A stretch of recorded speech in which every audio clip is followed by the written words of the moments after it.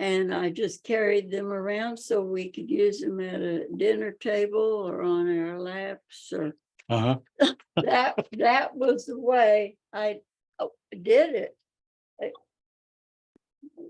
Oh dear, that my phone. You know, nobody calls me.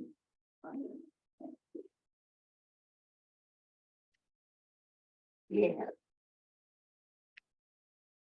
Yeah. Like,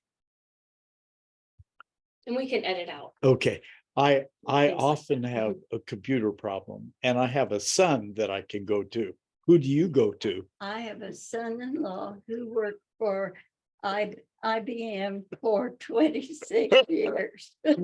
That's perfect. That is perfect. Okay, I'm gonna see if I can get my little audio going.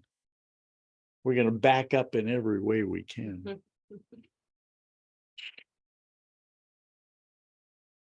Well, we can see you pretty. Now it's my turn to get a phone call.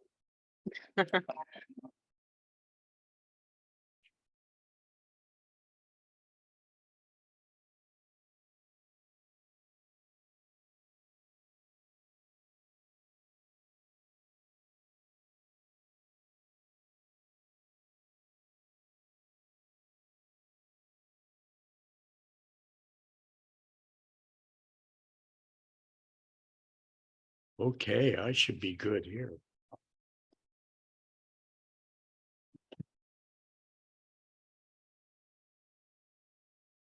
We are visiting Ina Turner Gray today to ask some questions about her experiences with Pi Gamma Mu. And shortly after our arrival, we had a pleasant surprise. Ina, would you like to tell us about that? Well, I found this among my thing, and I think it should be given to Suzanne. Now, Mrs. Urquhart gave me this pin. It's a pin and a pendant, so it can be worn either way. It was given to her by the trustees in 1948. And I know she would want you to have it. So I want to give this to you. Thank you so much, Ina.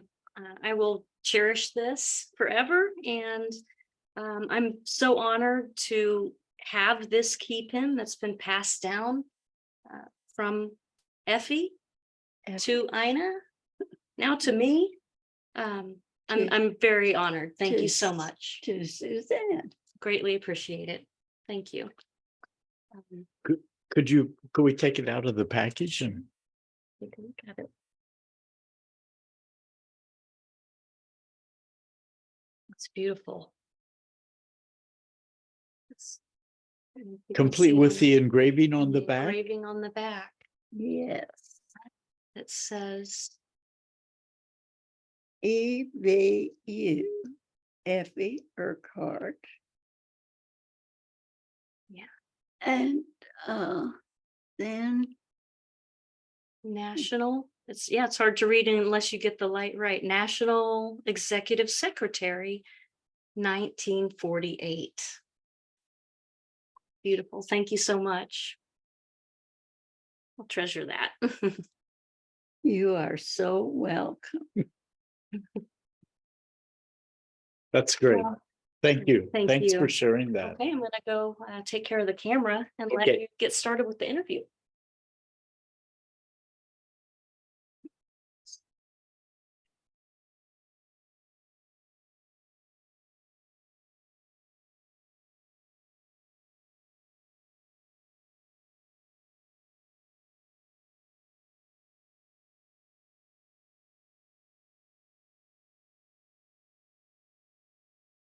Okay, we're ready to go? Yeah.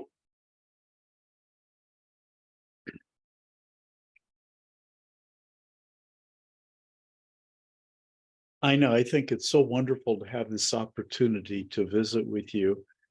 Uh, you have been very important to me in my experiences with Pi Gamma Mu. I always felt like you sort of helped open the opportunity for me. So it's special not only because of your contributions to Pi Gamma Mu, but because of the way that I perceive you've contributed to my development. I've tried to think of some questions that might help us understand about some of the earlier times with Pi Gamma Mu and your involvement. So let me try some of these and we'll see how they work. How did you obtain your first position with Pi Gamma Mu? I got a phone call from Effie Urquhart, who was the executive secretary. And she told me that she was thinking of retiring and they would be looking for a new executive secretary. Wallace and I were active in the local Kansas Alpha chapter, and Merle Snyder, who was our sociologist, was just retiring. And he also was active in that chapter. So I told Mrs. Urquhart I thought he might be a good person since he was retiring that year. She was non-committal about that. And finally, she said to me, I think you'd be a good person. And I thought about it. Well, I think I might be. And we talked about it a while, and she said, I think that you should go to the April board meeting. That was when it was meeting then. It was later changed to fall. And talk to the trustees. And so I did go. And evidently they thought I'd be an all right person. I remember that the only thing I did at that meeting was to choose the menu, which I thought would be easy. But once I got into it, I didn't care much for choosing menus, but that was the way it worked at that time. And Effie didn't like to choose a menu, so that's the way I got that. And it was agreed at that time that I would work under her for 1 year.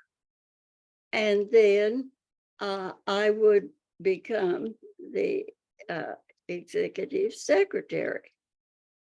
And actually, the way it worked out was that she became my assistant, but also my great helper. My goodness, she was wonderful. And she had the office in perfect condition and even washed the windows. So that was the way. And then the president was Gene Miller, and he was very helpful too.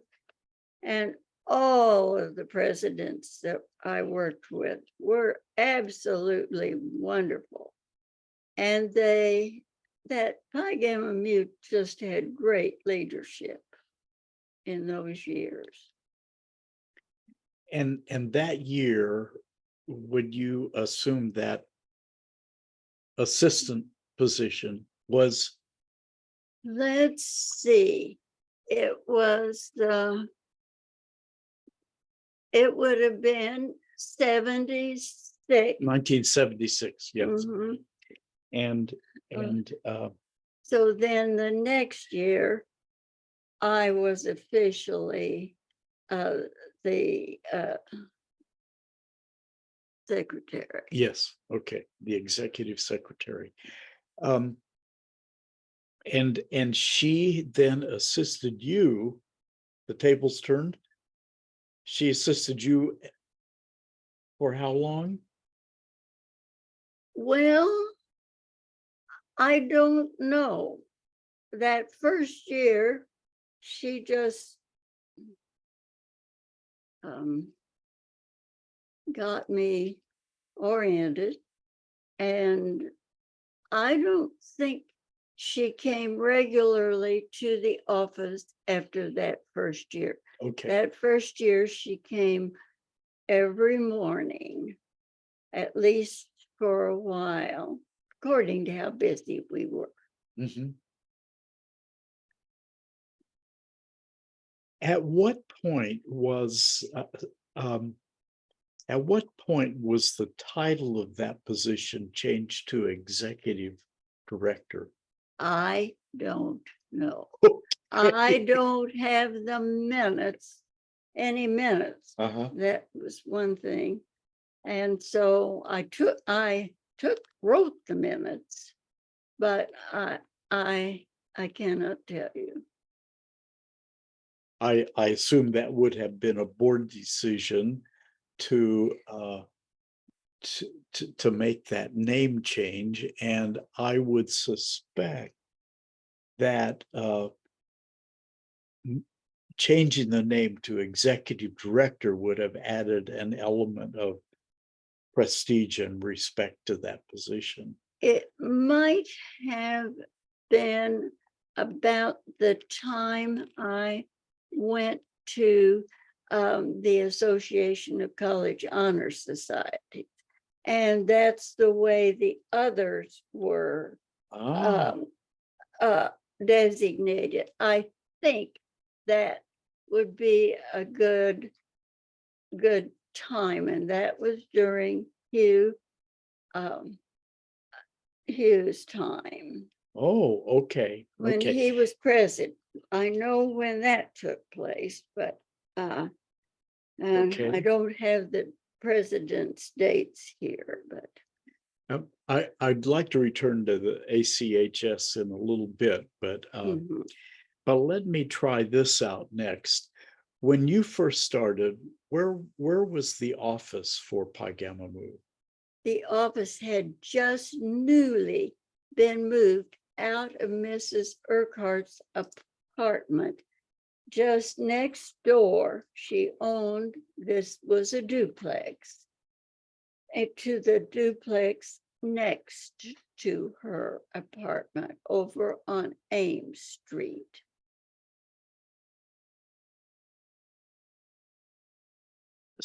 So let's see, am I understanding right? There was a duplex. She lived in one, and then the office moved into the other, to the second one. Mhm. That's the way it was. And that was then exclusively devoted to Pi Gamma Mu business. That's right. And the trustees wanted to do that in order to give her some continued money as a part of her retirement. Now, we didn't do retirement packages and all that stuff, but they, of course, were very indebted to her, and they wanted to do something. So as long as she lived and owned that house, we were pledged, let's say, to keep the office there. Uh-huh. So it would be like rental income that went to her That's to right. be used for her retirement. Well, that's very interesting. Then how long did the office stay there? As long as she was alive. That's right. And then an interesting thing happened about the way we moved. The reason that I even thought of moving was that the book, our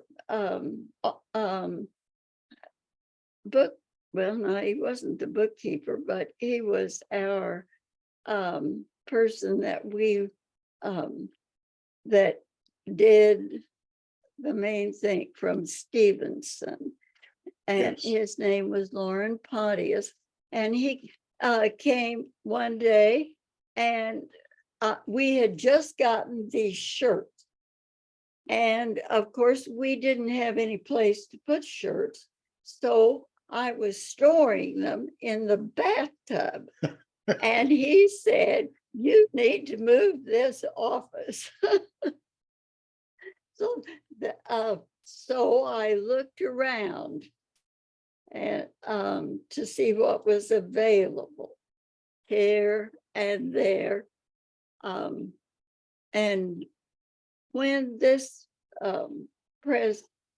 where the office is presently located, it had been the library, and they had moved out to College Street. They'd moved the library. And this just looked like a very good place to me. So we moved in. We had a dentist in the basement, and he's still there. Was there a increase in rental then? Or did that happen? Was that a pretty smooth transition?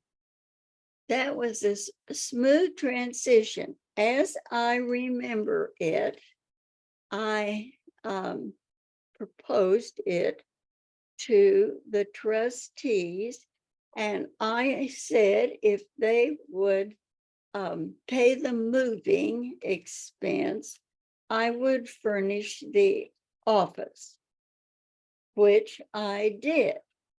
My reason for making it that way was I was going to go to all these stores in Wichita, and I thought when I found something that I really wanted, I wouldn't have to justify that to the trustees, because what did they care about a table, a special table, not just a regular table, and things like that. And so then I fixed the office up, and that was a great joy to me.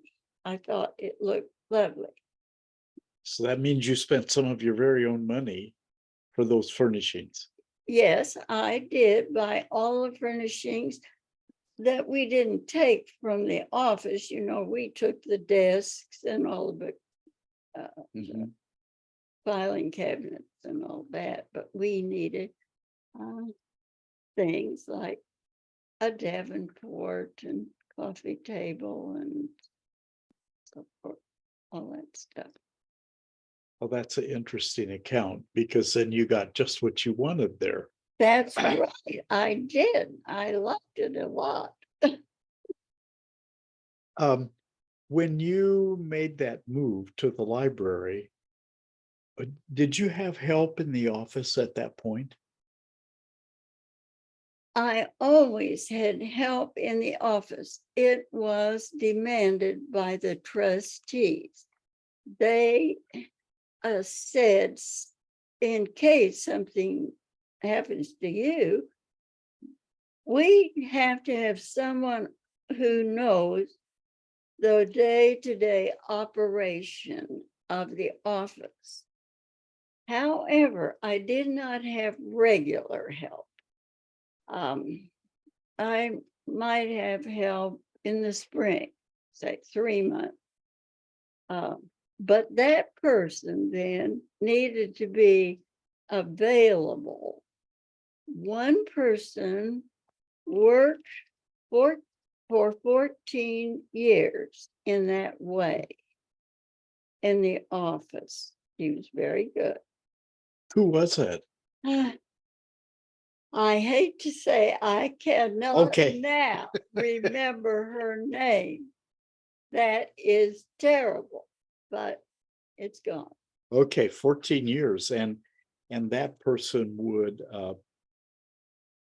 periodically be there as needed. And That's it. but not on a full-time basis. That's right.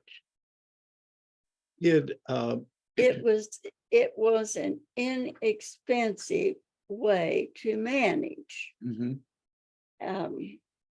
So There would be some particular tasks that that person would be responsible for? well, no, she did everything in the office at time. I remember I had her doing a project, which I thought would be great. When she came in, she could do that project. And it wouldn't have gotten different while she was gone. One day she said, I think I'll quit because I'm bored with this project. So I said, well, you don't have to do that. You can do something else and I'll do that project. Doesn't make any difference. So she didn't quit. Was there a time when that arrangement changed? You said she was there 14 years, but was there a time when someone on a kind of more steady basis of working in the office started? Not until I was trying to retire. Oh, That was when we began to try to get someone that we thought would work. We did try someone, and she went to the annual meeting, and the trustees simply did not warm up to her.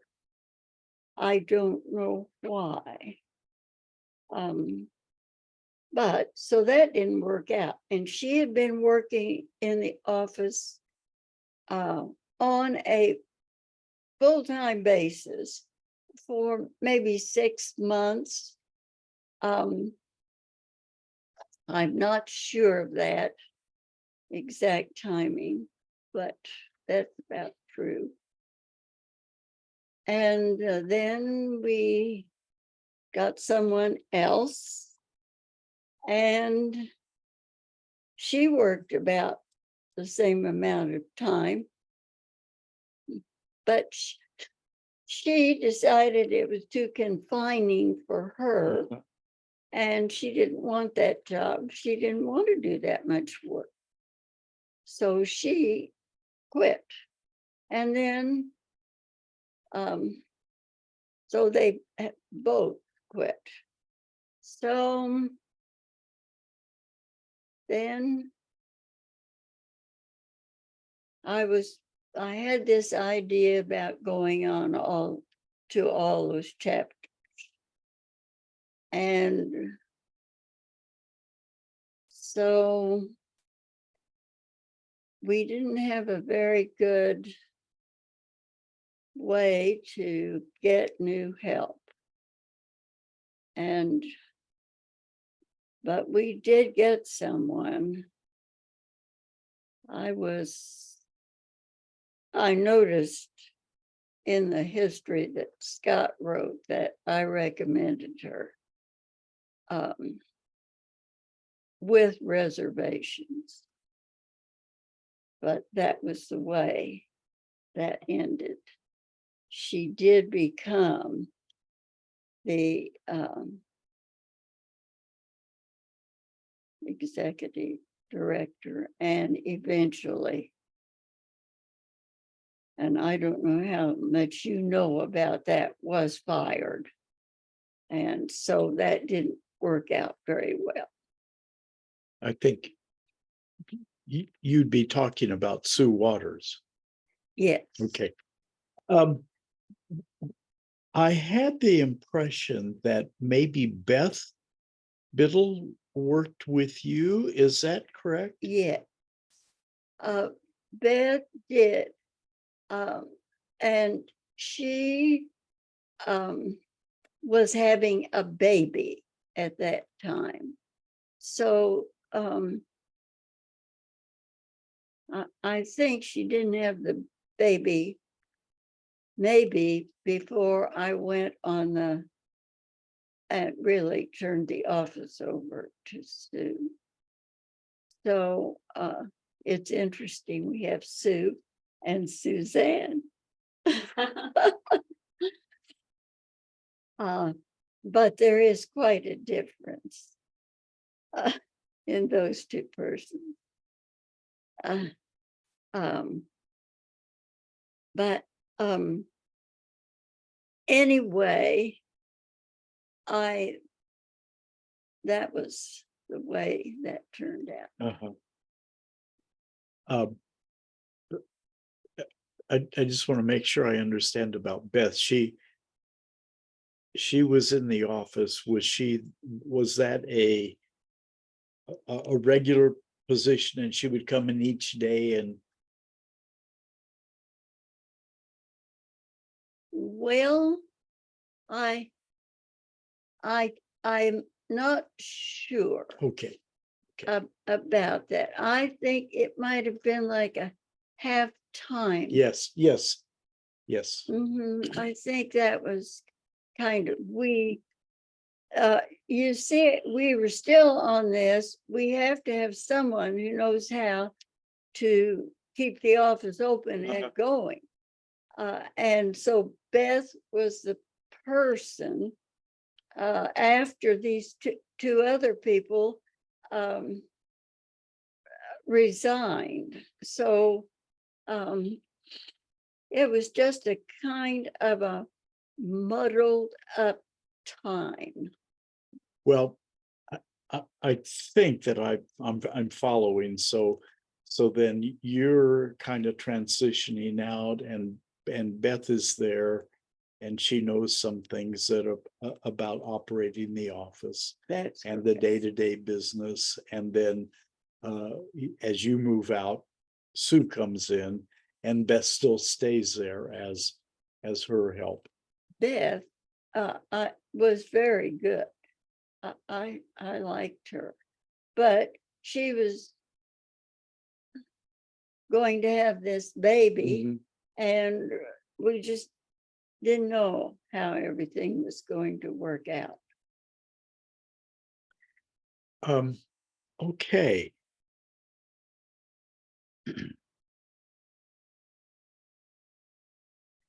Well,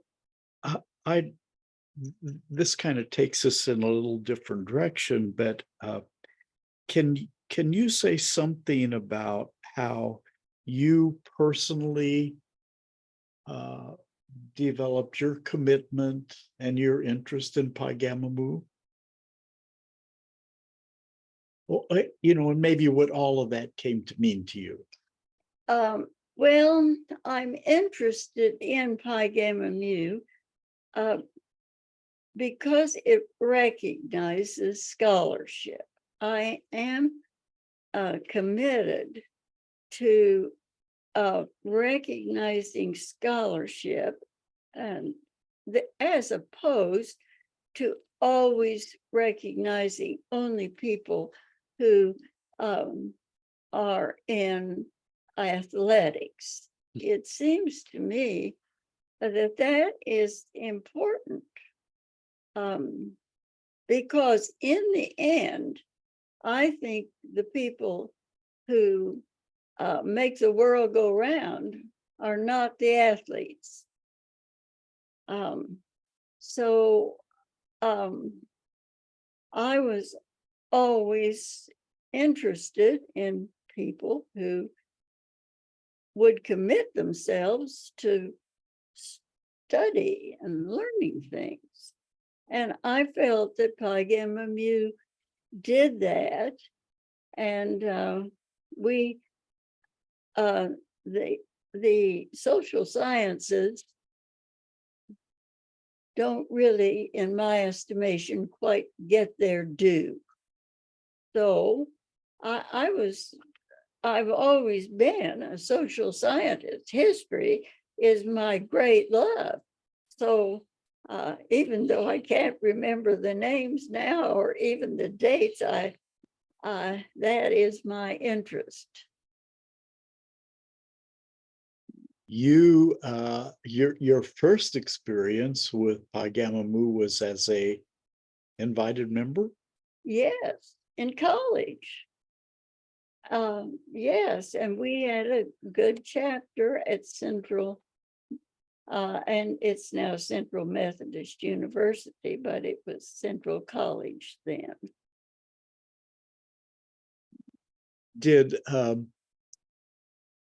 How was that chapter active?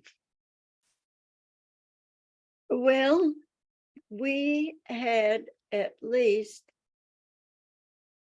one big lecturer brought in each year.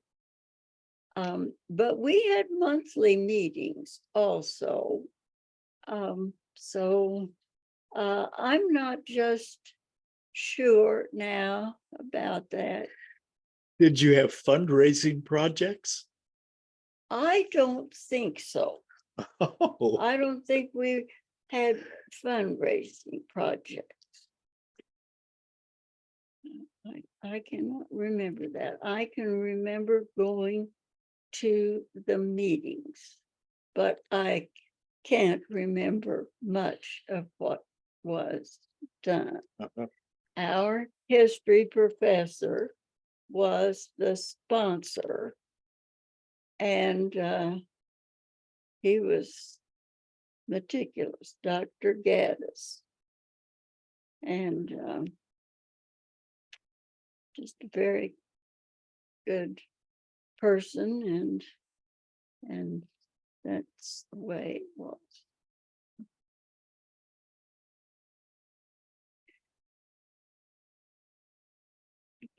are there developments and contributions that you made to Pi Gamma Mu during your time as executive director that you'd like to tell about? Well, the things that I did, of course, they were very routine. Most of them were routine secretarial work, but I did a lot of thinking about improving the society as much as I could. And the trustees had lots of ideas. And one of the ideas was a newsletter. They just decided we needed a newsletter. And then, of course, it was up to me to produce it. I produced a newsletter that I thought was pretty good. And I don't know that there are any copies of it extant. I did find the dates when that newsletter was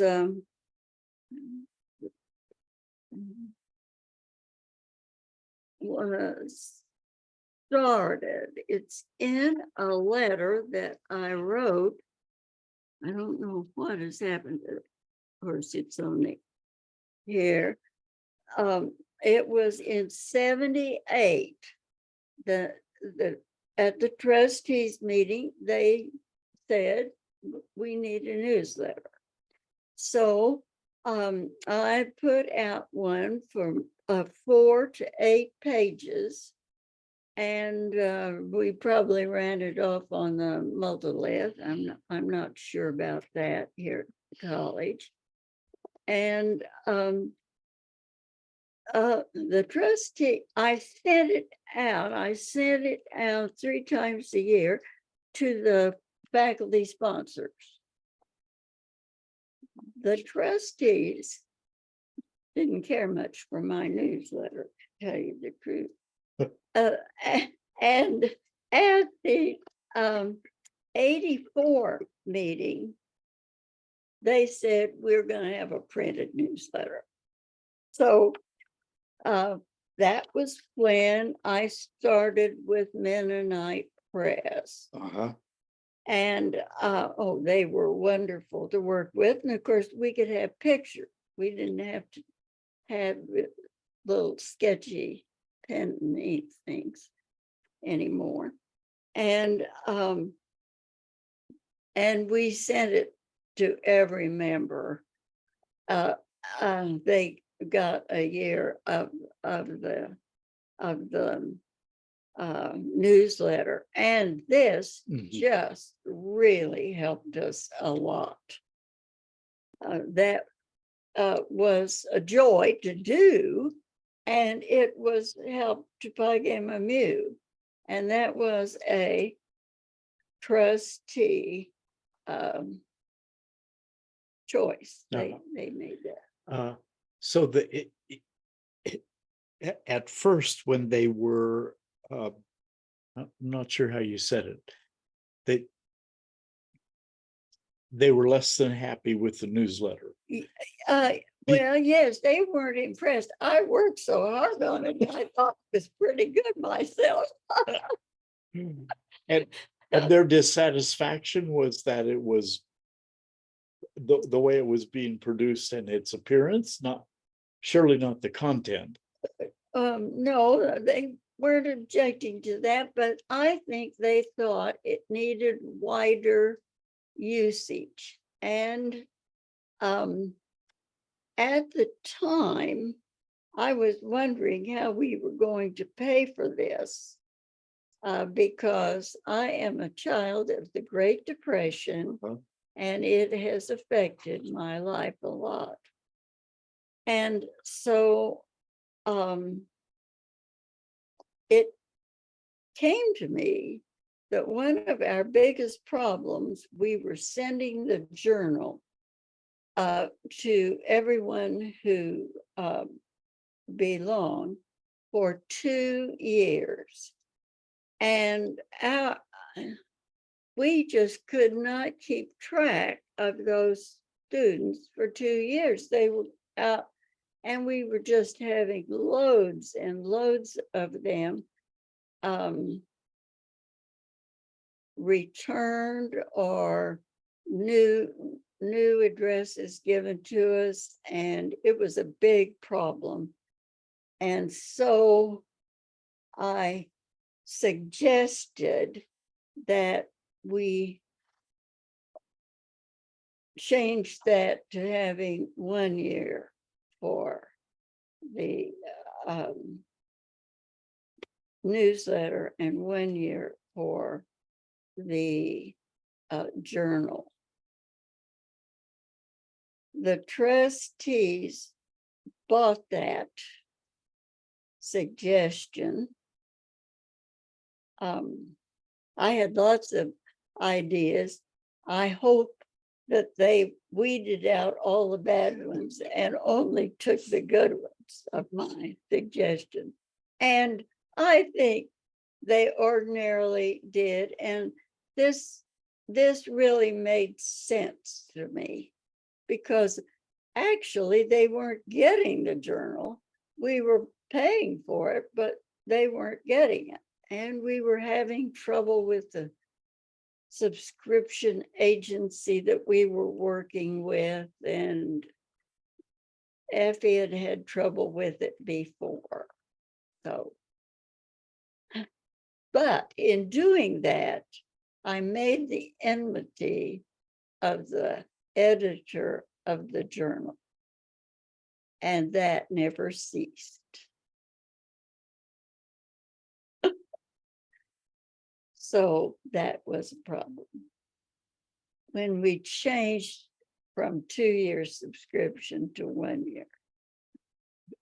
And the journal editor didn't like that change. I'm just want to make sure I followed.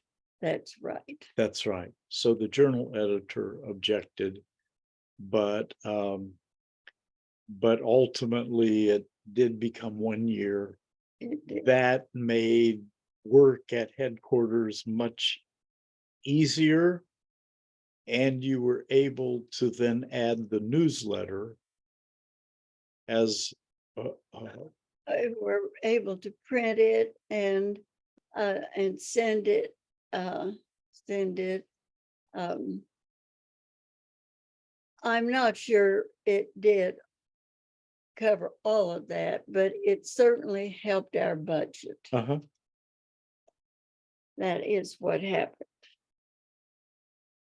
So you said you made some suggestions, or are there other suggestions you made to the board that would be good to learn about? I can't remember the suggestions. They are in the minutes, but I can't remember them. But we worked on adding roles of honor and trying to, there were just many ways we were working, thinking about giving our chapters more due, giving them their due, and sharing chapter ideas with other chapters. That's what the newsletter did, and it really, really was helpful, because some of the chapter people had no idea in the world how to run a chapter. That was just given to them, or they took it, but they didn't know what to do with it. But this just helped our chapters a lot, for everyone to have the newsletter and the ideas that we could spread. Would that take quite a bit of your time to preparing the newsletter? And yes, and I was business manager for the journal too. And of course, everything has changed now. But yes, that was a busy part, keeping track of everything. Well, let me, I'm going to kind of change directions again.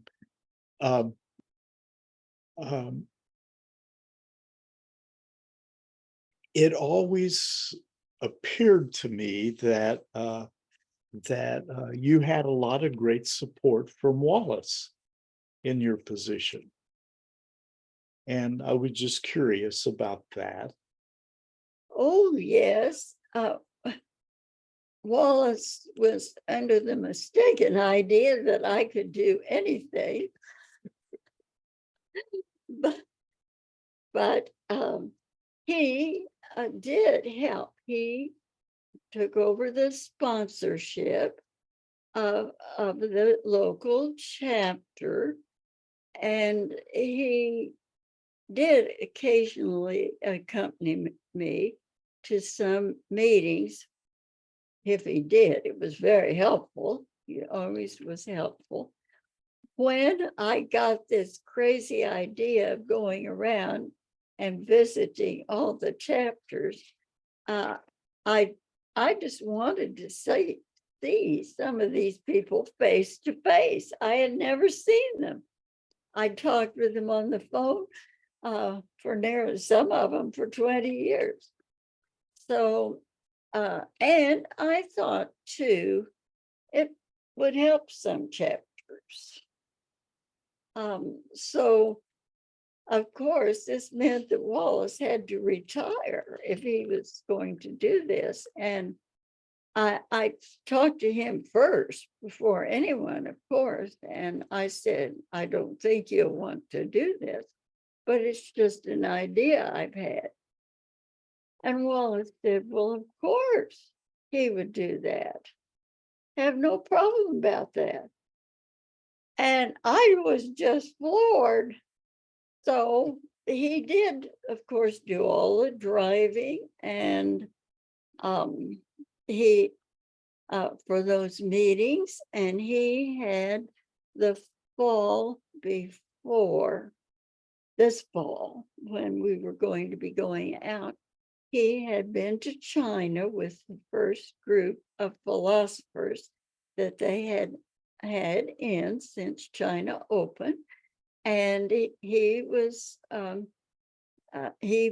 we offered each chapter that we visited that if they had some kind of a meeting, either I would speak to them on getting scholarships, Pi Gamma Mu scholarships, introducing this idea to each chapter, or Wallace would speak on China since he'd just been there.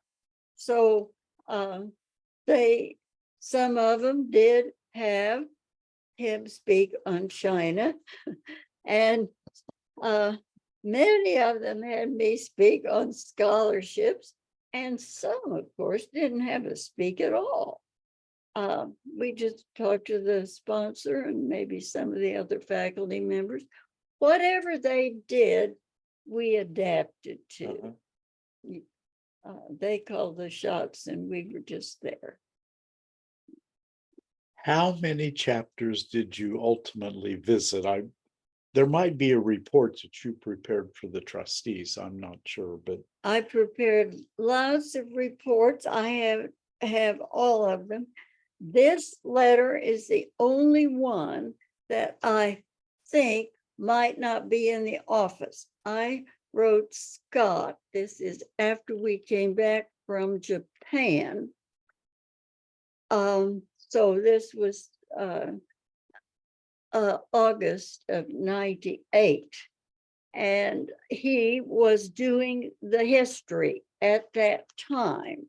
And I know, of course, you have the history, but I don't know whether he gave any of his supporting work, left it with the office, but you have this. yes. And I told him at that time that we had visited 73 schools, and that we and then afterwards we did not go west. We only went east on all these 6 loops that we made. We visited 73 schools, and later, that 96 later, I visited the 2 polytechnics schools in California. We just couldn't get out there. And then in '98, I also visited the chapter in the Philippines. It had not been visited since '80. And so I did that just as a member of Pi Gamma Mu. I didn't do that as a representative of Pi Gamma Mu, but I did visit those 2. So I got 75 in '96. So that was fun. And I in this letter, I told Scott that we were going to make a little, the last loop, we were going to make it close around here. And so I asked Park College if they'd like us to come. Well, he just really wasn't very interested in it. And so I told him, well, we just want to get acquainted and to tell you about some of the things that the society can do for you that you may not know about. And I got the interview.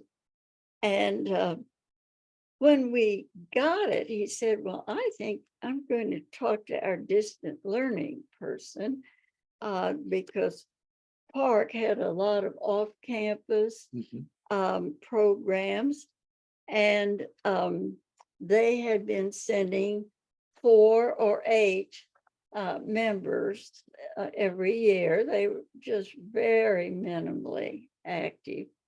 And the next year, and I did go and talk to that person, Wallace and I both did. The next year they said 84 members.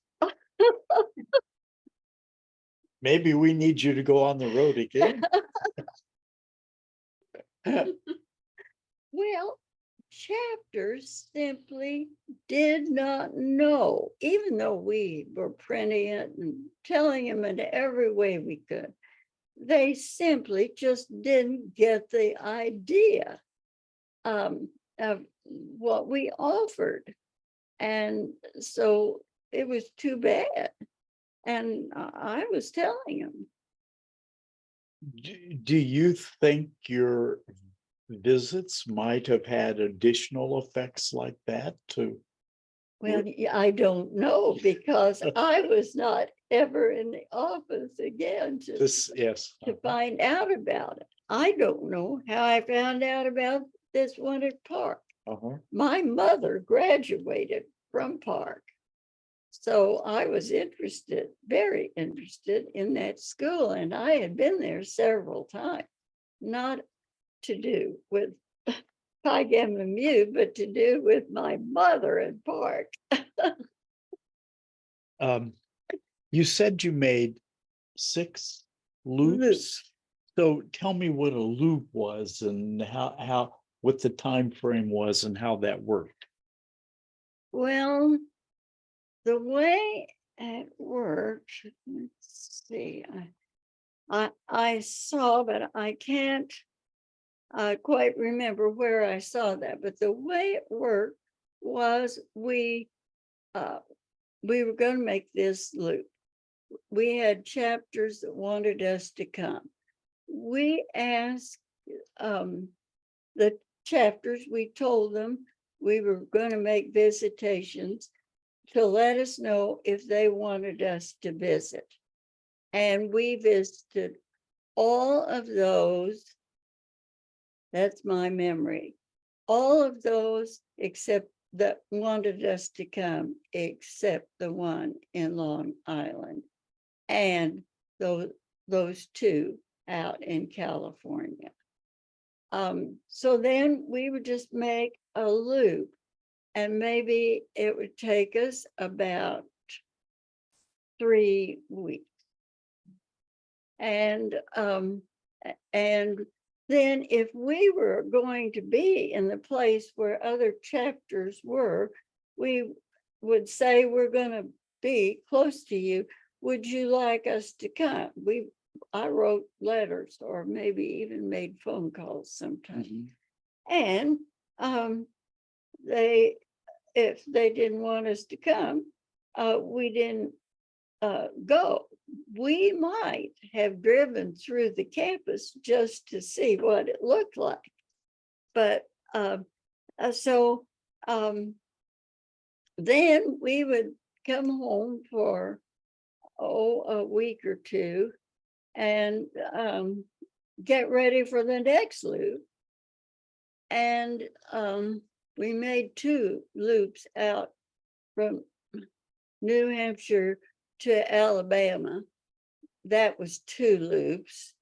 and we made them together. We were out there because what we were doing, I was not on the payroll, but we had an expense account.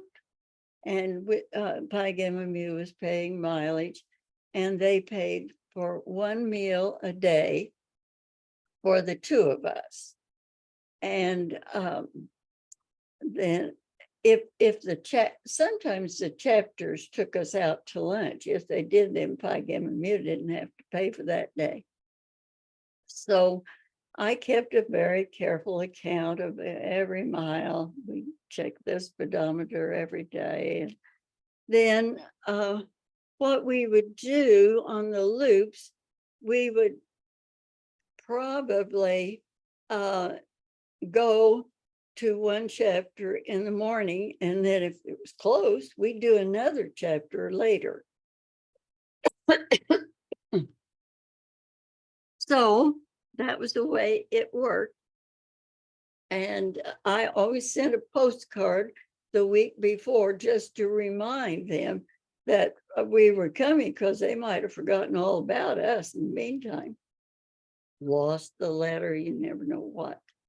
Only one chapter didn't get the message. Something happened to my postcard, and they didn't get it until the day I was supposed to come. We made do. They rose to the occasion. So that was the way. One I flew to.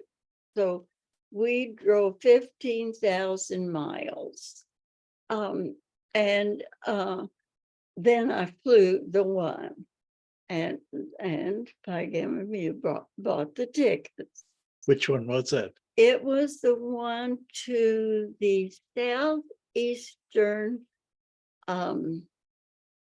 area, and they were having an area meeting. The chancellor was having a meeting, and then I flew on to Florida because it's kind of a long distance to drive, from Florida to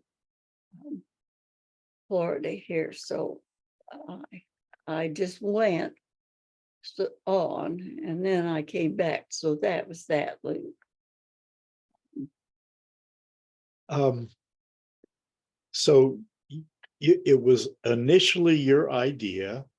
You took the idea first to Wallace, and then to the board, to the trustees. The board, ask them if they would do that. And how did they respond? Oh, they responded enthusiastically. This is the way we did when one of the trustees, or sometimes I, went to start a new chapter. We gave them mileage or paid for their hotel.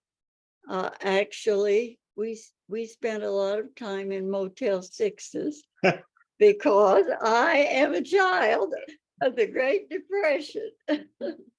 And I was always trying to save money for Pi Gamma Mu.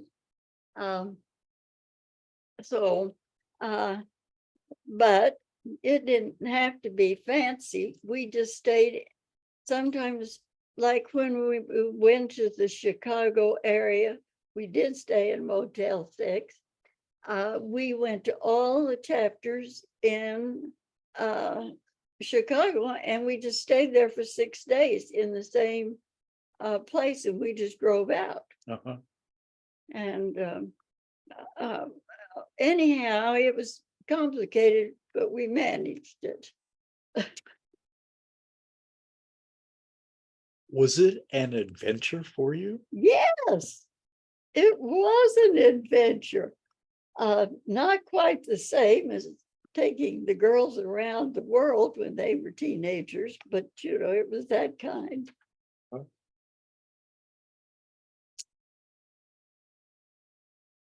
Maybe we should take a little break. Sure. What about the guava?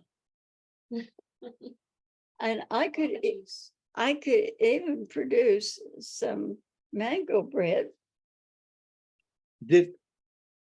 So we're done. Oh, we'll stop for. Yeah. Okay. Am I wearing you out, Anna? Anna? Well, maybe I can rest.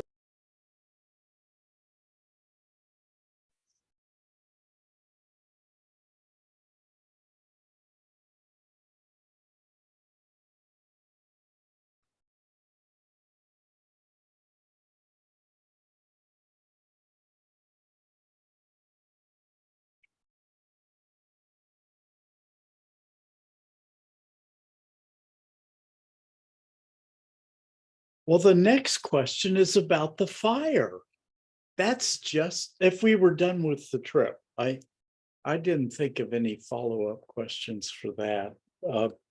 The fire, so we have heard about a fire. Can you tell us about that? In 1950, the administration building burned, the one at the top of the 77 steps. And it completely burned. And then it was renamed Christie because a man named Christie gave money to help it be rebuilt. Okay. So what happened about Pi Gamma Mu was that the new members had been installed the night before it burned. And they had not gotten the and they had borrowed from the main office the paraphernalia that they wanted for this initiation ceremony. So they were making it special, you know, and they hadn't gotten it returned. So it burned with Christie. That's what happened. And this is before my time, but I did, Effie knew about it, of course, because it was in her time. And she told me about it. So there wasn't ever a fire where Pi Gamma Mu was being officed. That's correct. No, that it was just that they had loaned there was a flag, I know, but there seemed to be something else or some other things. And everything that was loaned to them for their initiation came from the office was burned. So I think that might be a little different than what I had suspected, that maybe that it had been where there was an office and that important records might have been destroyed. Okay, well, that clarifies that. I don't think there were any records, national records involved. It was just the pomp and circumstance type of stuff. Well, I'd like to hear you talk about your interactions with and your relationship with the trustees. Well, I just loved the trustees, and they were very good to me. I felt that they were good to me. And my system of dealing with them was that I would look for their interests and abilities in certain areas. And then I would call on them to use those for Pi Gamma Mu. And I think that worked pretty well. I remember one person who could just write the absolutely best letters. They just were so good. And so if I had something that was, I thought, very ticklish to deal with, Mhm. and just needed a master hand, I did occasionally call on him, and he would write the letter. And I would sign it, and that was it. The so they just were wonderful. I just really enjoyed the trustees. I would think that communication was much different in those days. Now we send emails back and forth, maybe more than once a day. So you had to talk by Telephone. telephone. Or, and I did talk a lot with the presidents by telephone. And sometimes we did have a telephone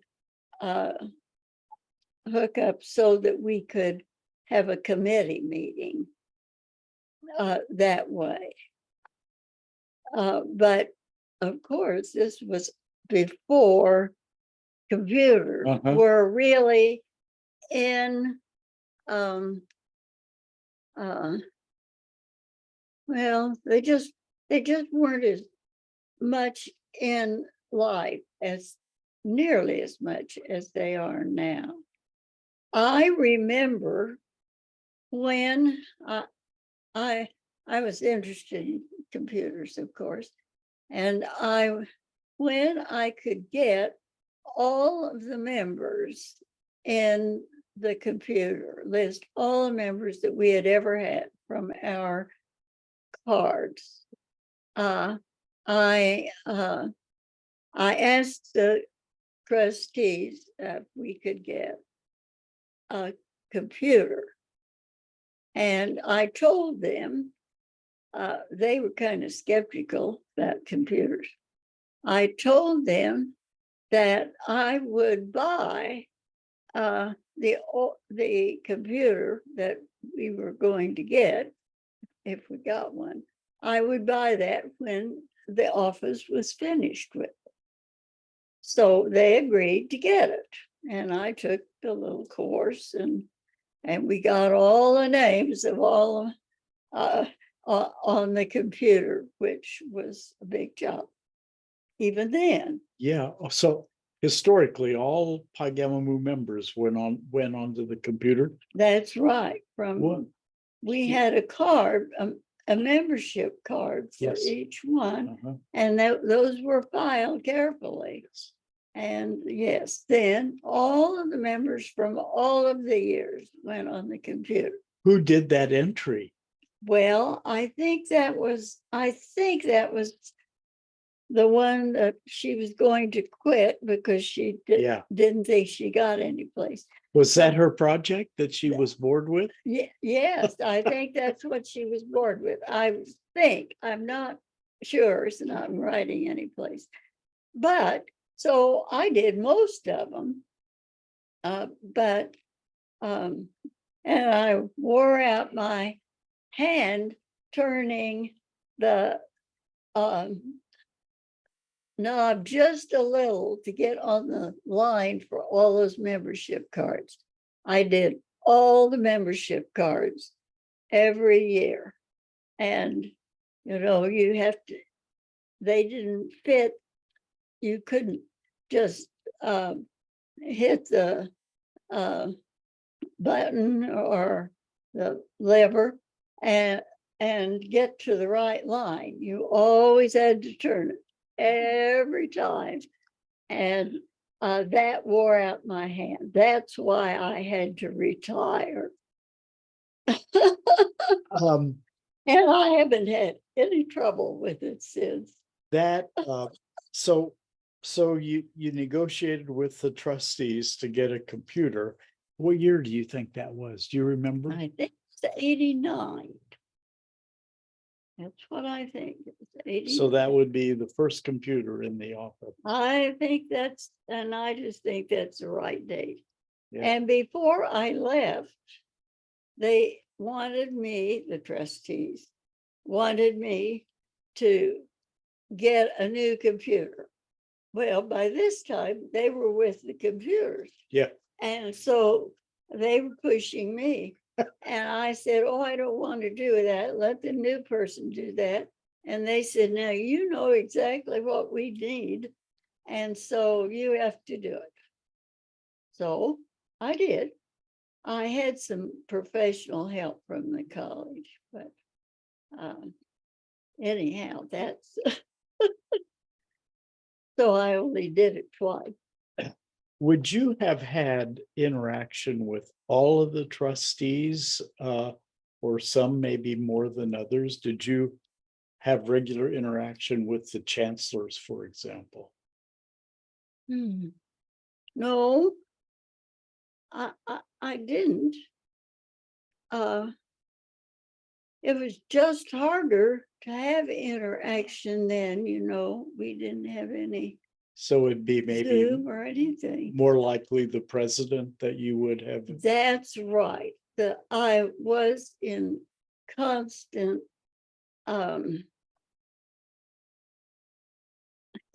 well, I can't say constant communication, but I just often relied on the president. And oh, every one of them was good. Just extra good. Well, that almost is my entree for the next question, because I was curious if there were some trustees that were especially fun to work with and enjoyable to interact with. Well, all the presidents, I just couldn't pick one. Yeah. They each was different, and they were just wonderful. Now, you could have worked with quite a variety of presidents. Gene Miller, 4. Yeah. Gene Miller, and then Scott Johnston, and then good heavens. Well, Hugh Bailey and Orv Menard. And those people were just special. Uh-huh.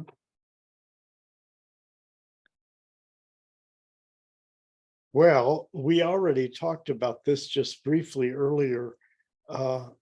Before we started, I asked if there were any that were challenging, and I wouldn't say so. yeah. I wouldn't say so.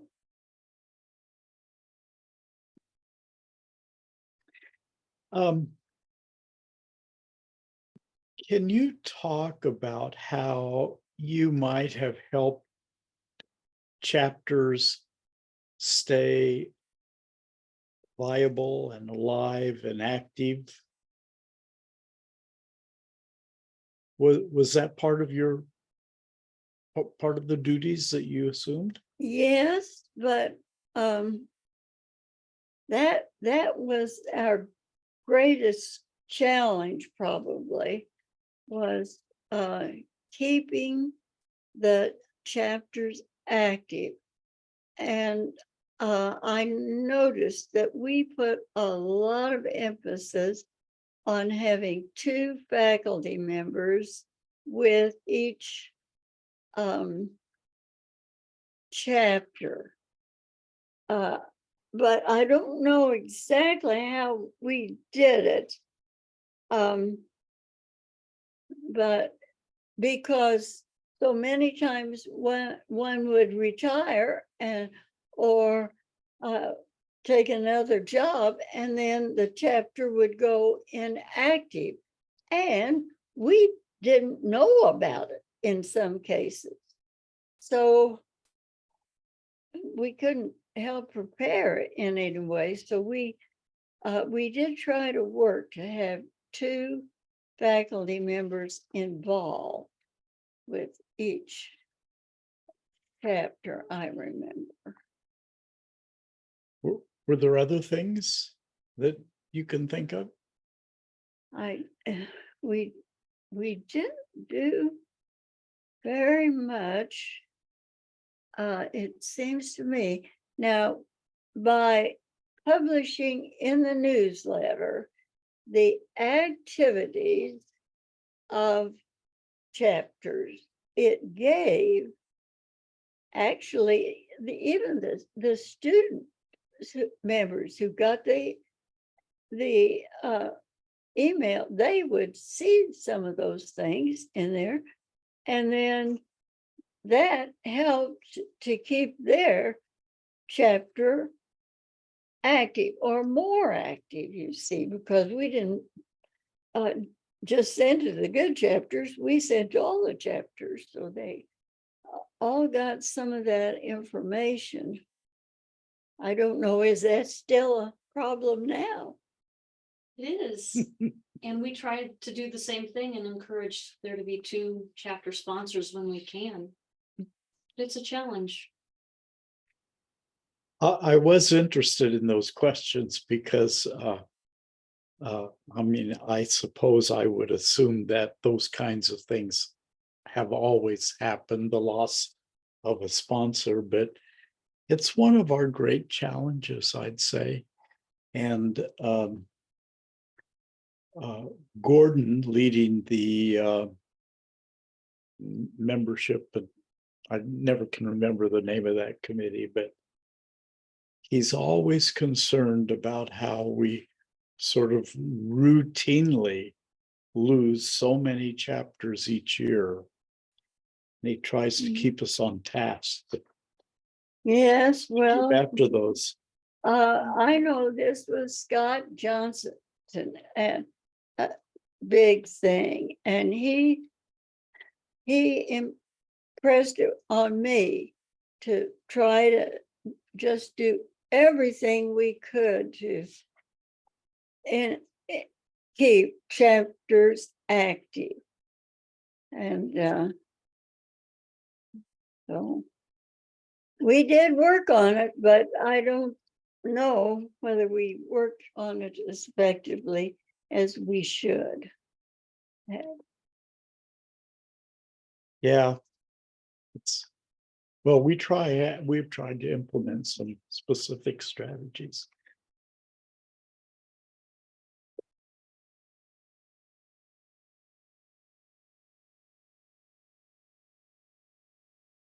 Well, this is a very important question, I think. During your tenure, the trustees created some significant investments. How did it happen that you had funds in excess of expenses? Well, probably because I was a child of the Great Depression.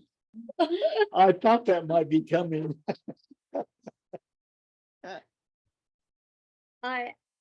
I've always had to make ends meet.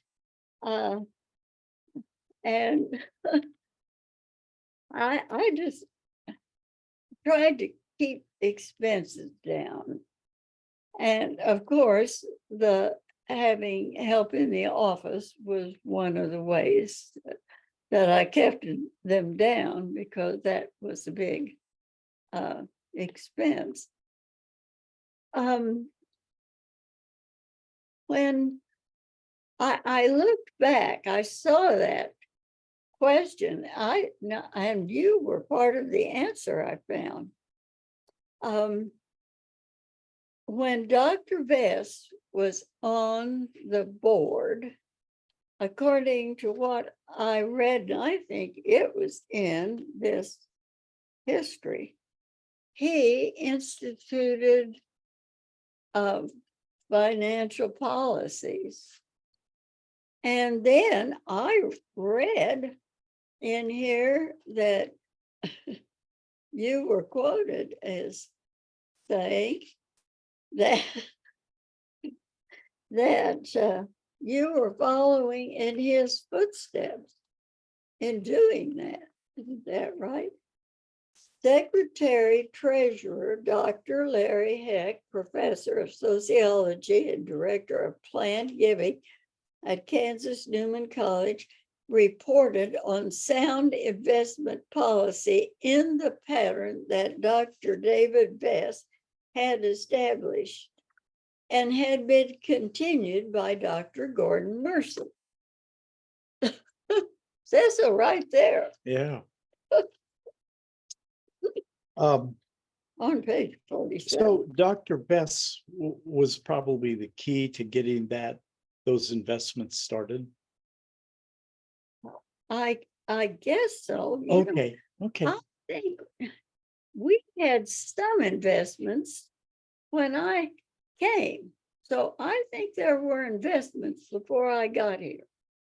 Maybe not too many, and we never cashed any of them in. Uh-huh. You see, and then I did find a note on the back of something in my handwriting, and it would be in the minutes, that I had been authorized to make investments. But I don't know when that was, you see. I used Nichols Investment Company, which was at the Fourth National Bank, and then it's long since moved. And we had some investments with them. I put some investments there. I am interested to know, do we still have investments? Are they in Wichita?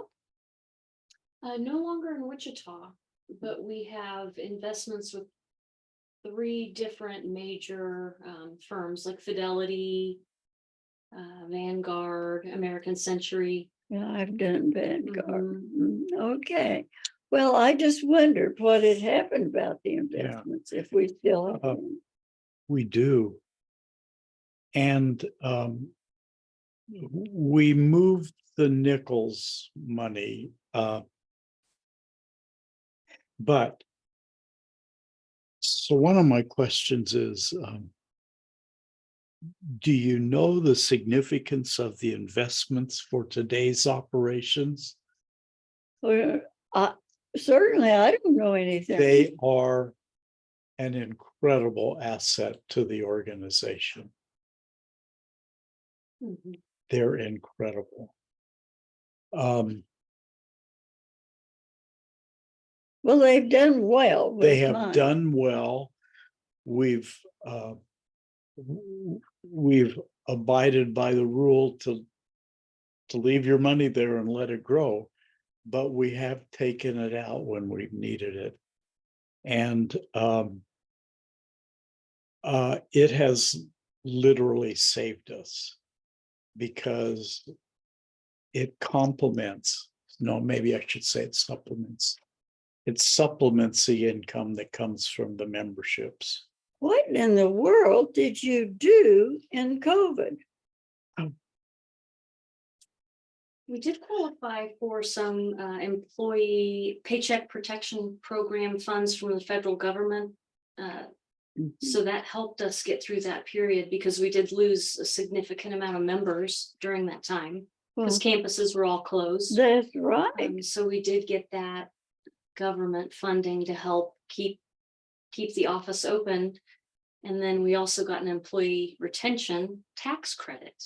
So thanks to the Board of Trustees for keeping the staff employed, we were able to get those benefits from the government to help supplement during that time. Well, I wondered what had happened. But Suzanne also did there's one additional important piece. She moved our whole process of membership application to the internet. So now it's online. So faculty sponsors are able to invite students by email. And the students can then register directly with our office online and pay us Oh, directly. So faculty don't have to collect the fees and then mail them in. The students can use a credit card and pay us directly. So the chapter sponsors are really enjoying that. yes, that helps them a lot, Yes, doesn't it? especially when everyone moved home to work online, they couldn't do it on campus anymore. So that's when we really switched over to that online membership system, which was a big help too, I think. Plus campus offices closed. Yeah, close. Oh, So yeah. like at Newman, we had to deposit checks in our account, our Pi Gamma Mu account.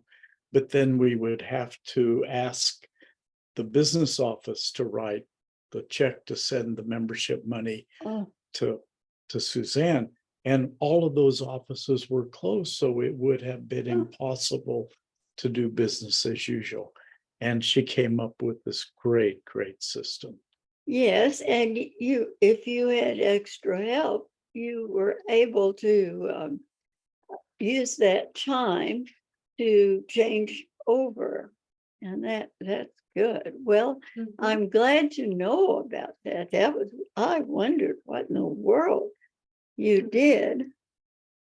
Well, I suspect that that you just wouldn't have any knowledge of how useful and helpful those investments have become. Well, I remembered to write that in my will. So uh, Um, I we would be very challenged to have continued operation without the help of those. So, and I think the trustees are very much aware of that. Yeah, that's an understatement, isn't it? It is, yeah. And we're very so appreciative important. that the past trustees and you helped. We're frugal and put some money away for the future. That's just terrific. well, yeah, you always have to plan for tomorrow. That's what we thought. I didn't know COVID was coming. That's right. It's a surprise to all of us.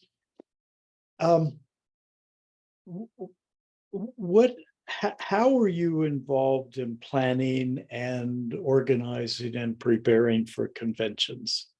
I think the first triennial, as I recall, was the one in Tampa, Florida. Yes.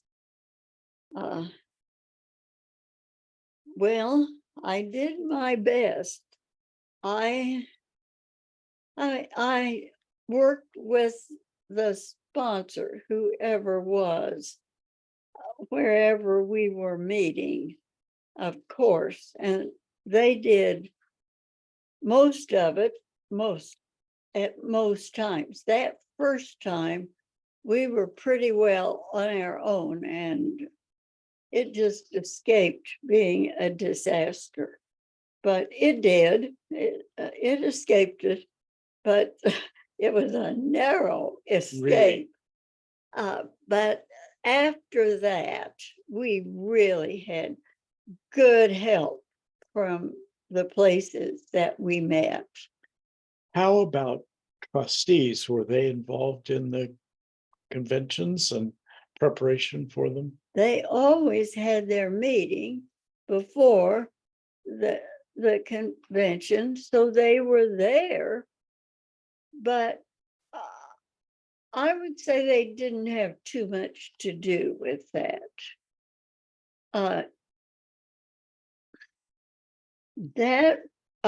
Those conventions were a part of the new Constitution. Are you still in the new Constitution, or is it now the old Constitution? It would now be the old one. We redid the I shouldn't say we redid, but we revisited the Constitution with significant adjustments for It was approved in Kansas City. In Fourth. 2017. Yeah, 2017. yeah. When I wrote this letter to Scott, I said that the new Constitution was one of the things that happened that was important in the time I was working. And that Hugh, who was president at that time, Hugh Bailey, requested me to write the first draft in consultation with the ACHS representative. So I got some help from the Association of College Honor Societies. And then I held my breath to see if you and your committee, Scott was on that, of course, would retain my pet innovations. I didn't say what they were. You kept all of them in your perfective document, and we can all take pride in your accomplishment. So that was one of my projects. So that was pretty extensive reworking. There was a constitution Yeah. prior, but This was all new. and, I wouldn't have remembered that as much, but I'm sure that's correct.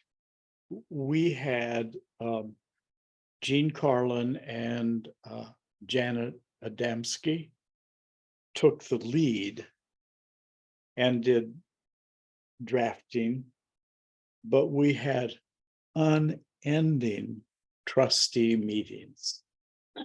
And anything that they did, we would carefully review. And the process went on for quite some time. You might be interested to know that alongside that, they also put together bylaws. And the bylaws correspond with the Constitution.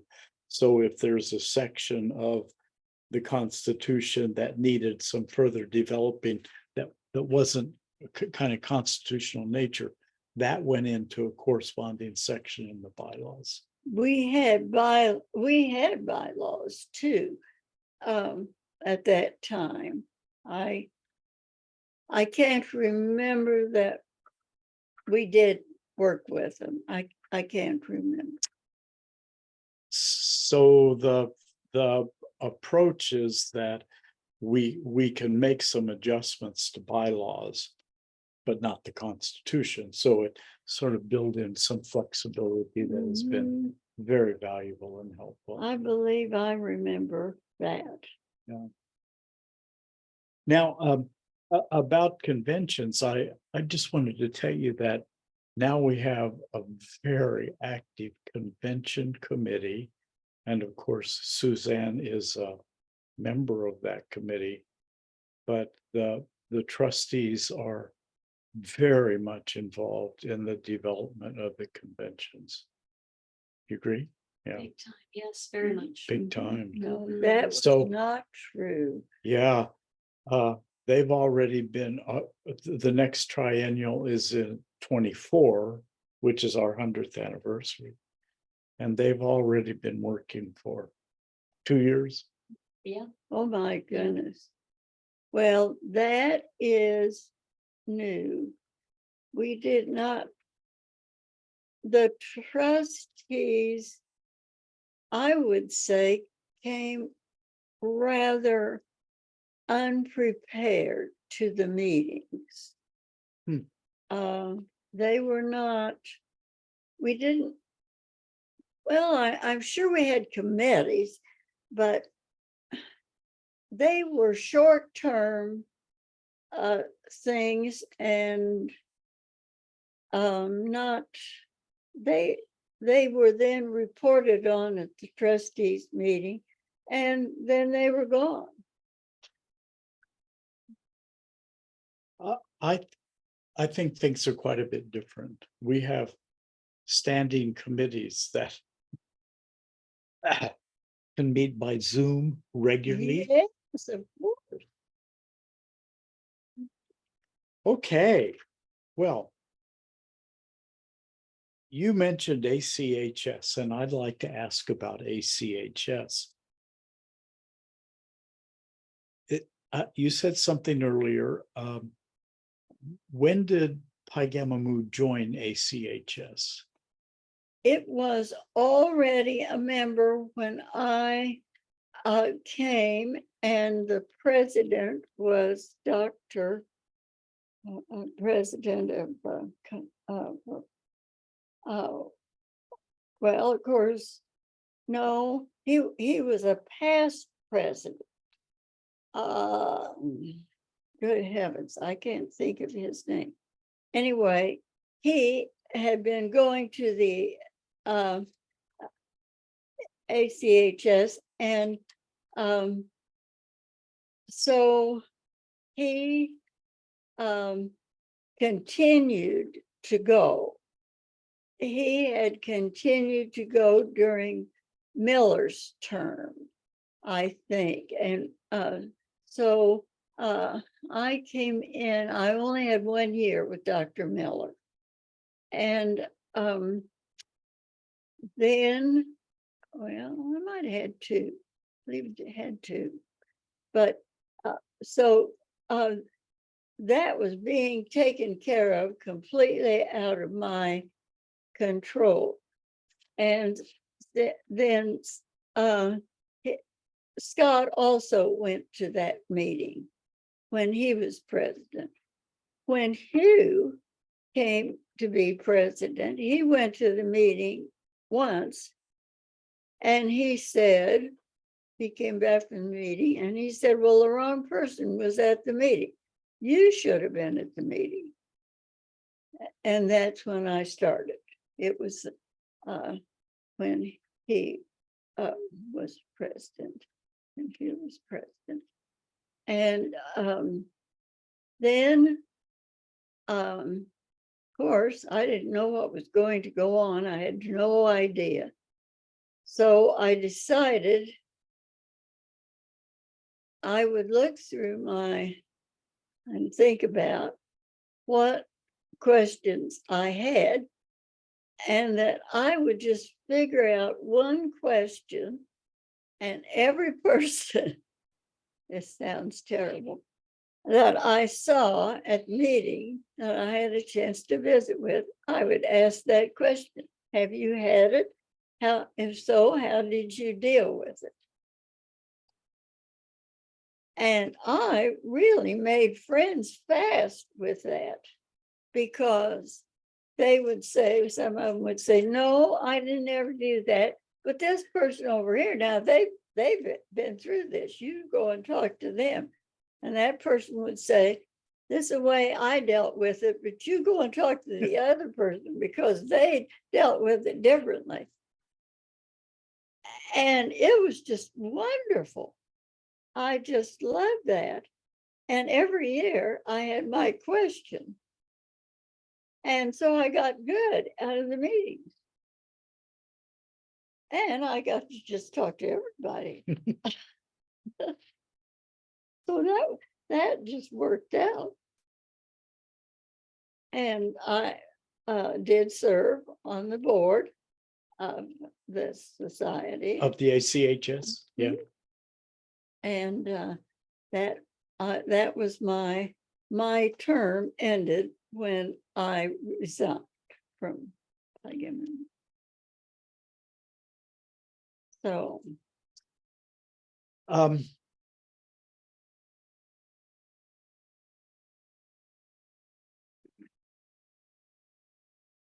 when you were in the director's position, were there ever concerns about bogus honor societies? not that I know of. I think now, when things are so changed and we have all these online universities and everything, it would be much more complicated than it was at that time. That's my feeling. Yes. So that would not have been an issue that you and the board would have ever taken up and been concerned about. No, at ACHS, they did talk about so-and-so is not an honor society because they have no rules for who can join. We had that 20-hour rule, Uh-huh. and we had, and I noticed in this old constitution that we didn't like the way we said who could join.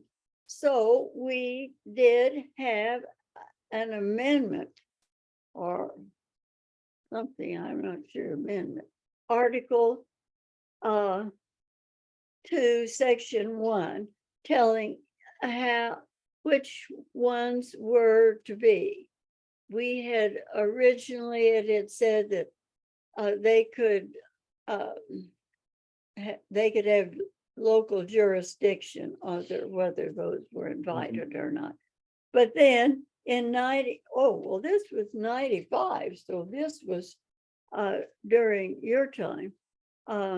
We did change that one thing, it's just put in there.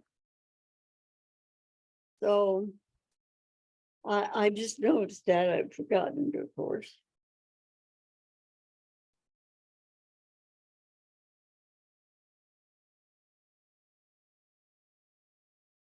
If you were, if I ask you to look back and think about your time, and you perhaps touched on some of these, but what would you identify as significant positive developments in Pi Gamma Mu? The newsletter, The newsletter, yes. that would be my first. That was not my idea. I did do it, but and the Constitution, I worked hard on that.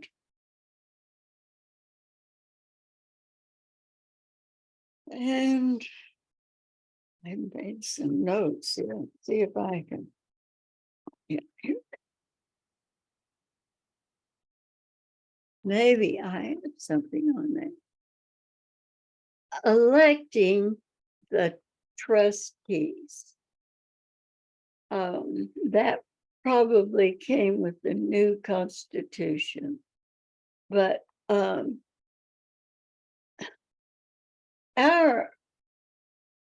we just didn't have a system for changing trustees. Uh-huh. So so if one resigned, you could just, maybe the president would just ask a friend of his at another school. I don't think that's a good way. And the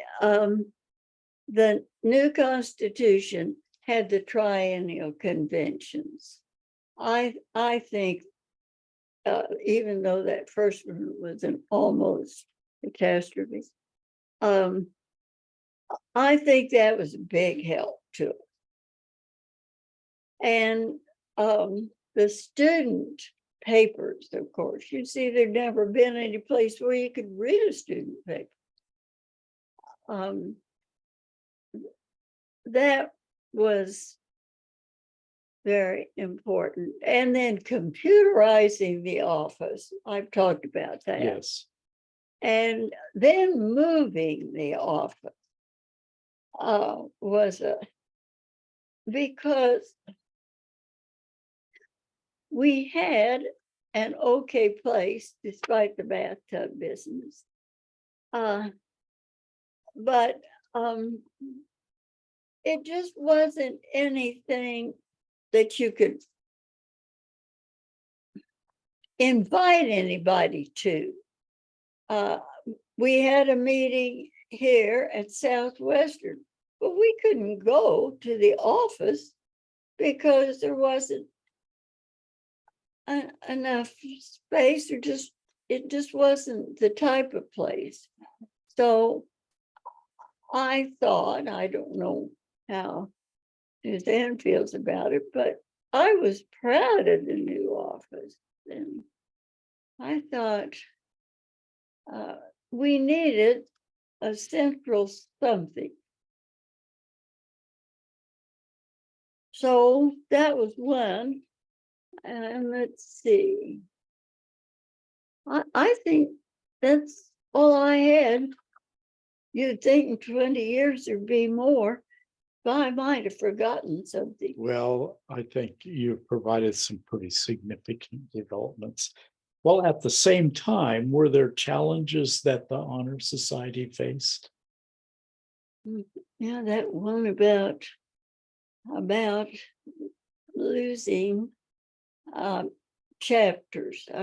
Yeah, That was always, I think, the main challenge.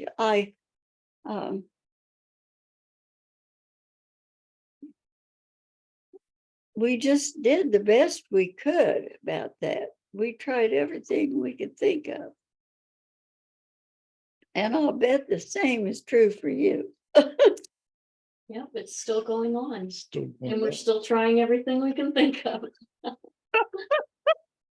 Same old thing. Yeah, same So story. yes, and if we'd wait long enough, Gordon would probably have another idea, wouldn't he? We would. oh, he's been a long time helper, hasn't he? Yes, Mhm. yes. Oh, I'm so glad. Of course, I really liked Gordon. I like most everybody I worked with in Pi Gamma Beta. It was a special group of people who did that, who worked with us. I agree with you. I think I was lucky as president to have such a great group of people. And now, now we work all year round. Mhm. It's not just the annual meetings where we get business done, but we typically have 3 or 4 meetings in between the annual meetings to keep conducting business. This was not happening. I think I did it more than Mrs. Urquhart. So she worked exclusively with the president, but I didn't. The trustees were always willing to help in any way. But I inherited it the other way, and it was just not nearly as much, I'm sure. Okay. Well, have I missed anything? I don't think so. Maybe there's something, an item or two you'd like to talk about that we didn't get to touch. I really can't think of anything. I was interested about the investments. Yes. I was interested about that. And do you still have chapter lectureships? We do. You do. We do. I think maybe I need to read my will. It takes a long time for people to get anything from my will. I know it said chapter paper I mean, student papers. And I thought maybe it said faculty lectureships. I'm not sure. Mhm. Um, We also have we have a grant. I don't know if it's since your time, probably so, for the chapter histories. Mhm. Yeah. Oh, you're doing chapter histories? Mhm. Right, yeah, the chapter heritage grant, where we'll give funds to chapters for sending information about their chapter history. We're doing that, a special push on that for our 100th anniversary. Oh, that would be good. Mhm. That is what I was doing before I came to Pi Gamma Mu. I Oh. was, and I got them. I got all the church histories from our conference of the Methodist Church, which was it was the, let's see, first it was the Central Kansas, and then it was the West Kansas Conference. A big job. Yes, and we had the most comprehensive history collection of any conference in the Methodist Church at that Wow. time. So that's what I was doing when I came to Pi Gamma Mu, and I had done that for 18 years. Wow. So, oh, it's so interesting to know what you're doing now. Yes. I'd love to answer any questions you have about what's going on today. A lot of the same things, but probably a few new ones. Yes. Oh, There are some things are not so big. Like, for example, the certificates don't go out to be printed anymore. yes. And I think that would be new since you Oh, yes, they're done on the computer. on the computer. That's what I Mhm. thought. Yeah. And do you still have those little membership cards where you have to turn? We do. Yeah. Beware. Oh, to turn the typewriter? I think Beth is printing those on the computer now too, but it's only been a couple of years. She was still using the typewriter until just a couple of years ago for those, but she prints those on the computer. So no more turning the knob. And we've added stoles Yeah, to the what do you call The it? regalia. The regalia. I was thinking about. yes, I actually, that was added. Oh, yes. Oh, well, now stoles, Stoles are that's a That- pretty new development for us. Maybe 3-4 years, or Mhm. they're not very, well, we had tassels. you had the Right, cord. the honor You, The cord. cord, yes. we call those the cord. Okay. And now, so what is now that? we have the stole. What which- does it look like?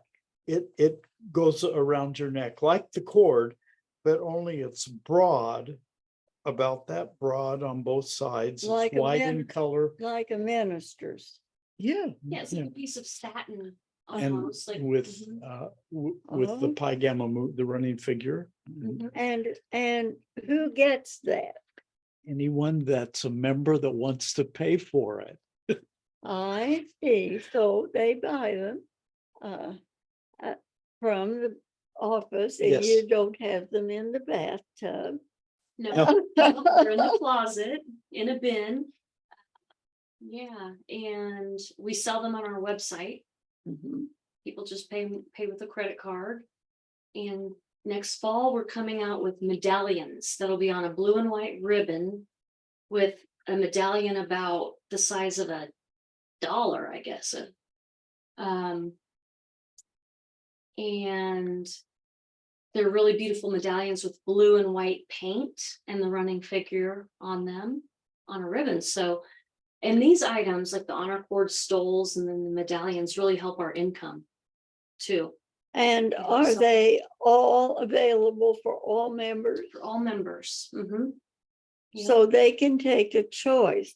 Well, we Yes. started with the cords. After the shirts, we had the cord. Were the courts started during your time or? Yes, they were started during, I had forgotten that. I knew. They're very popular. I knew when you started mentioning that there was something I'd kind of forgotten about. Suzanne's right. It's an important part of our income. If the students pay $36, if they pay $36 for both the cord and the stole, and we take away the expense, there's still a pretty nice margin that helps us make ends meet. I have gone to most of the, well, I guess it's the initiation. I'm not just sure, but yeah, it is, at the college.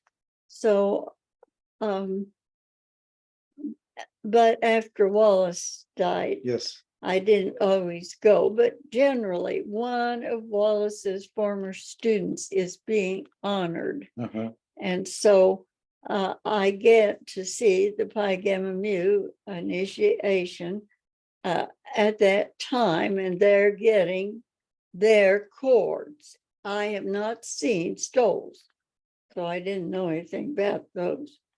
Do they send you an invitation to the initiation? No, but then I go because I'm there for, and our sponsor is retiring this year.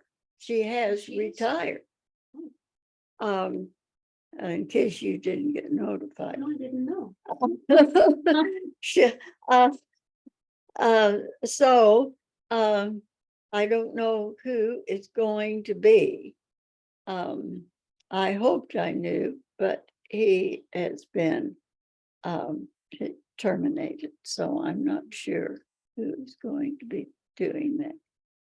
And Southwestern does theirs during commencement.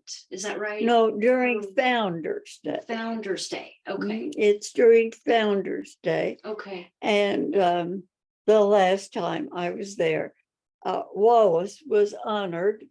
He got the one that goes round and round. The other one was given to our daughter. Both of the girls graduated here. So Tara's got hers in 18, yes, and Wallace got his. His was to be 20, but they didn't have it in 20 and 21 and 22. Let's see, or maybe, yeah, this is 23. Yeah, he got it in 22. They didn't have it in 20 and 21. Well, those are my questions for today. I might think of more. Well, I am honored that you came and spent this time, and you too, Suzanne. Thank you. Thanks so much for having us. Yes, I think this is terrific. You engineered it. Well, you are to me, you're the grand lady of Pi Gamma Mu, and I think it's just been very nice to be able to visit. Dear, I'm sorry. Well, that might have been perfect timing with the ring. That That was our sign. Yeah.